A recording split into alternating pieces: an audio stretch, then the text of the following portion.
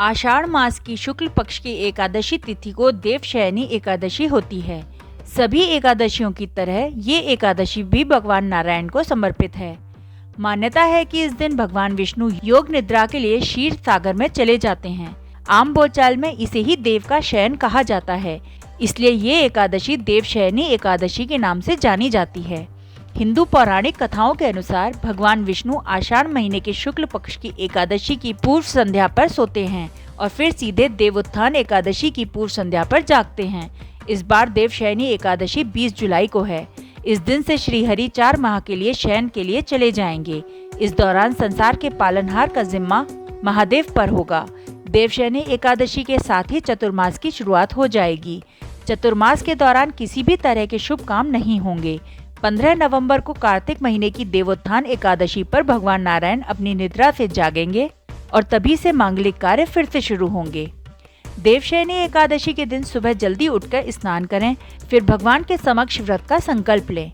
इसके बाद मंदिर में दीपक जलाएं और भगवान विष्णु का गंगा जल से अभिषेक करें। प्रभु नारायण को तुलसी दल और पुष्प अर्पित करें। देवशयनी एकादशी की कथा का पाठ करें और भगवान को भोग लगाएं। देवशयनी एकादशी पर भगवान विष्णु को खीर, पीले फल या पीले रंग की मिठाई का भोग लगाएं। पीपल में भगवान विष्णु का वास माना जाता है, इसलिए एकादशी पर पीपल के पेड़ पर जल चढ़ाएं। एकादशी की शाम तुलसी के सामने गाय के शुद्ध घी का दीपक जलाएं और तुलसी के पौधे को प्रणाम करें। इससे घर के सभी संकट और आने वाली परेशानियां टल जाती हैं। विष्णु भगवान के मंदिर में जाकर अन्न, गेहूं, चावल आदि दान करें। मान्यता है कि देवशयनी एकादशी का व्रत करने से सिद्धि प्राप्त होती है। यह व्रत सभी उपद्रवों को शांत कर सुखी बनाता है और जीवन में खुशियों को भर देता है। ये व्रत करने से व्यक्ति की सभी मनोकामनाएं पूरी होती हैं। इतना ही नहीं, कहते हैं कि अगर एकादशी के व्रत विधि विधान तरीके से रखे जाते हैं तो मृत्यु के बाद मोक्ष की प्राप्ति होती है।